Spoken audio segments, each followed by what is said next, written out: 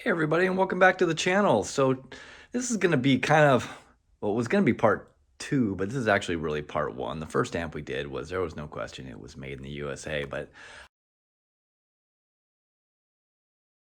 Hey, if you're a return watcher of our videos, hey, make sure you hit that subscribe. We really appreciate it. Thanks a lot. I've got this group of amplifiers here, right here, and they look a bit dodgy to me. I can't believe that they're made in the United States. So it says right here, made in the USA, made in the USA. Made in the USA. Look at this thing. Handcrafted in the USA. So anyways, this is going to be part one of the series, and we are going to focus on the hot one. And, well, excuse me, the hot setup. So anyways, this is made by Orion 1996. So our good buddy Derek found these in his directory from 1998. Notice that this thing's listed as the hot stuff and not Orion. Can you believe it was 299 bucks back then? Holy Jesus. And we're going to check this thing out. We're going to listen to it. We're going to dyno it. We're going to tear it open, see what the hell's inside. And we're going to try to decipher, is this really made in the United States like it says? Well, let's check it out. All right, so this is Orion T300, also known as the hot setup. This was really kind of an entry-level, budget-minded amp from Orion, and really, it kind of says such in in its product literature. Amps rated at 2x75, 1x300, or 2x150. That's going to be bridged. That's going to be 2 ohms. As you can see, the numbers aren't anything special. 0.5% THD, which typically, the amps were 0.01, 0.05 or something back in those days. And the signal to noise ratio is 70 dB. That is not very impressive. So anyways, let's take a look at these specs here if you want.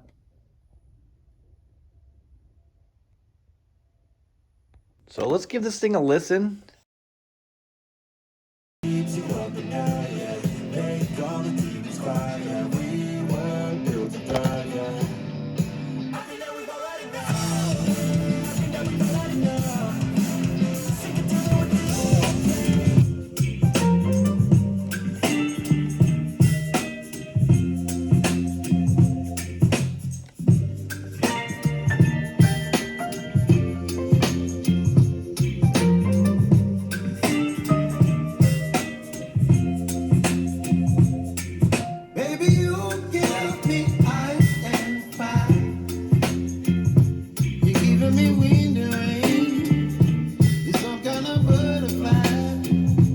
Sounds pretty good. I don't really hear a lot of floor noise or anything that you typically hear with kind of budget cheap amps, although, any noise that these do make will be exacerbated when it's in a vehicle with an alternator and stuff like that. And a lot of times these cheaper amps tend to kind of have a lot more alternator noise problems and just pick up RF interference. But you know what? Let's stick this thing on the dyno, and then we'll follow it up with tearing this thing open and see what the hell's inside. So let's check it out. All right, we got this monster on the dyno, 4 ohms, stereo, 14.4 volts. Let's see what it'll do. Looks like we got 62 watts. It's rated at 75. Let's see what this thing will do dynamically.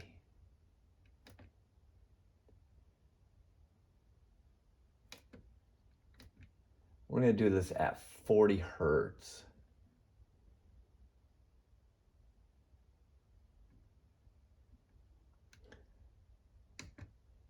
Looks like we got 72 watts, and that was at 40 hertz. All right, so we're going to skip ahead to just the bridged. So this thing is rated at 300 watts at 4 ohms bridged. give this thing a whirl. See what she's got.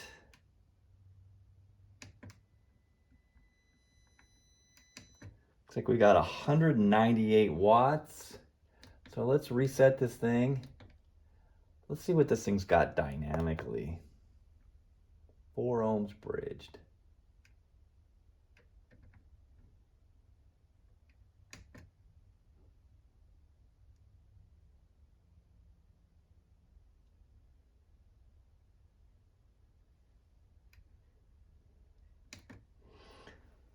Looks like it's got a little bit of dynamic headroom, 219 watts.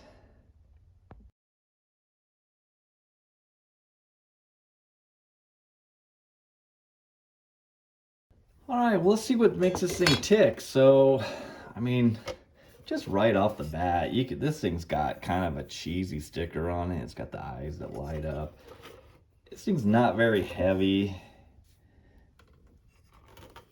It's just got screw down terminals. There's not a whole lot going on this thing.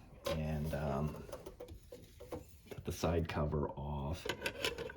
And as you can see, this thing doesn't have a variable. Oh, it does have a variable crossover. Oh, okay. So it's got high pass, low pass, variable. It's got a bass boost, but I mean, it's all pretty basic stuff. Mono, stereo. So anyways, to get this thing open, you gotta take the side cover off, side panel off. The bottom slides out, and I'm gonna tell you, this bottom is a rattly piece. So this thing even says made in the USA on the board. I've got the date, 4 of 97 on here, revision A. So let's take a look and see what makes this thing tick. So we got 25 volt, 2200 microfarad on the power supply. I don't know what the hell these are. These are surge. I don't know, that doesn't sound good. But anyways, we got some SAMWAs on there, 50 volt, 100 microfarad on the outputs. And, you know, there's not really a whole lot going on this amp. If you guys want to pause it and take a look. But maybe we'll take a look and see what those transistors are while we got this thing open. Well, I don't know if you can notice here, but they double-sided taped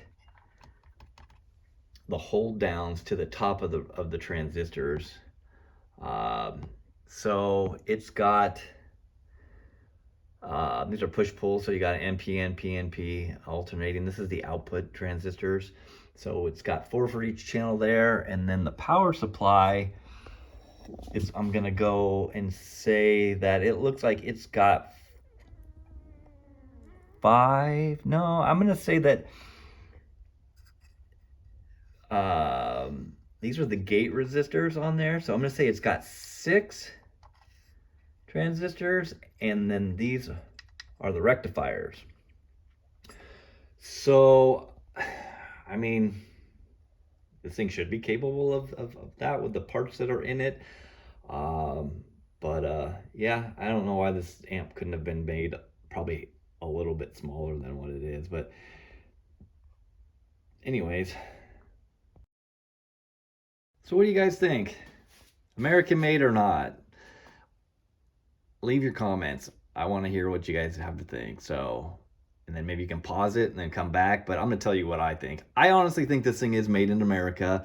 I would say that a lot of the parts are sourced overseas, cheap components. You know, we can see here by our testing that, you know, it didn't make rated power. It was 15%, 20% off. You know, but for its price, you know, I think this amp was, you know, really sort of trying to meet budget constraints and, you know, broaden the market to whatever. But, you know, this thing's kind of cheap. I mean, you can hear it. But I'm going to say, I'm going to give it it is made in America, very mediocrely. So I don't think this is something for us Americans to be proud of. But anyways, it is the hot setup.